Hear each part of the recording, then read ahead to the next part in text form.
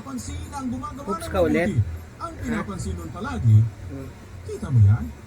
Yun ang ginagawa. Bakit? Pag may gumawa ng mabuti, ang sasabihin, pakitang tao lang naman yan. Kaya nga anong sabi ni Satanas? Hindi mo ba kinulong at ang kanyang sangbahayan at ang lahat ng tinatangkilik sa bawat dako? Iyong pinagpala ang gawa ng kanyang mga kamay at ang kanyang pag-aari ay dumami sa lupain. Ganyan si Hello, Satanas. vlog. Kaya lang naman yan Hello, ang makain vlog. kay Daniel. Kasi yan si Rodelet. Hello, Kaya vlog. ganito. Binigyan ni The Daniel ni wheels on the Danan. bus Si go. Joseph, kaya ganyan yan. Kasi ganito eh. Kaya nga kitang-kita mo ang itsura ni Satanas. Kaya, dapat makita natin na mayroon talagang iba at may mga anak. Ang mga anak may ugaling taglay-taglay. At isa sa ugaling taglay-taglay noon, di nagpapabaya sa pagkakatipon. Nakikipag-aralan iyon na ito ay ugali na dapat natin mataglay. Ugali na itinuturo doon sa bahay ng Diyos para tayo ay mabanal. At huwag tayong maging mangmang. Yun ang ugali ng pantas. Na yung pag-uugali ng pantas na iyon ay yung paggawa ng mabuti.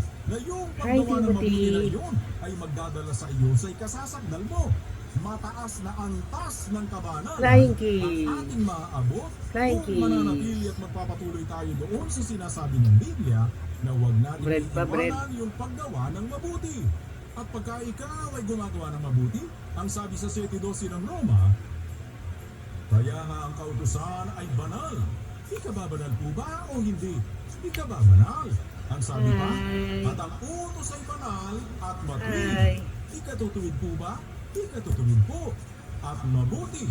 Ikabubuti po ba? Ikabubuti po. Kapag ka ngayon ay hindi ka sumusunod at suwail ka sa kautusan, ano ang sabi ng Biblia?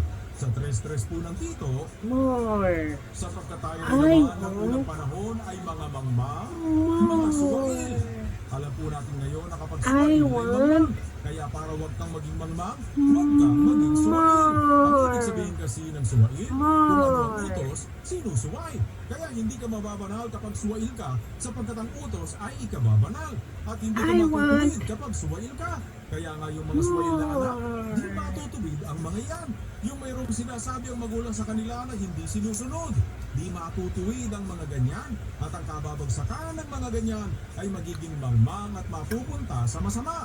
Sapagkat ang sabi, nagsisipaglingkod sa sari-saring masamang pita at kalayawan na nangamumuhay sa masasamang akala at kapanagdilian, mga napupuot at tayo'y nangagkakapuputan. Yun ang trabaho ng mga mangmang. Pero kung tayo, ibig natin maging Wheels. pantas, hindi tayo dapat maging suwail.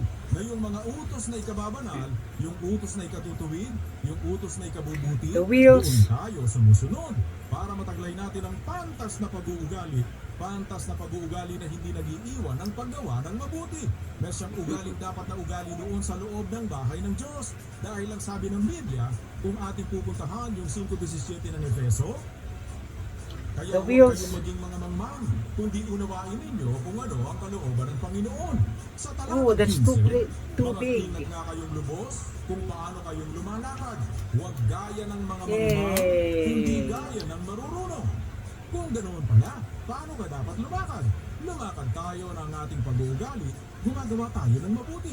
Sumusunod tayo sa utos, hindi gaya ng mangmang, dahil ang mangmang ay suwail. Kaya lalakad ka di gaya ng suwail, kundi gaya ng sumusunod sa utos at gumagawa ng mabuti.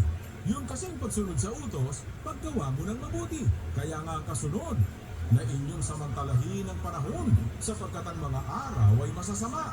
Pagka pala ikaw ay hindi mangmang, yun ang kasunod. Inyong samantalahin ang panahon, sapagkat ang mga araw ay masasama. Kaya huwag kayong maging mga mangmang, kundi unawain ninyo kung ano ang kalooban ng Panginoon.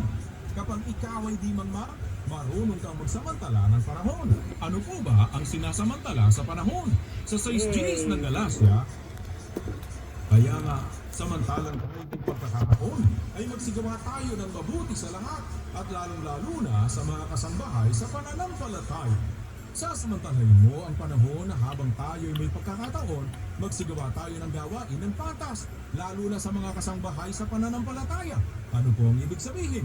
Ang ugali na iyon na inuugali ng mga anak ng Diyos ay ugaliin natin lalo na doon sa kapwa mo anak, sa kapatid mo. Anak ka, anak siya, kaya nga kayo magkapatid,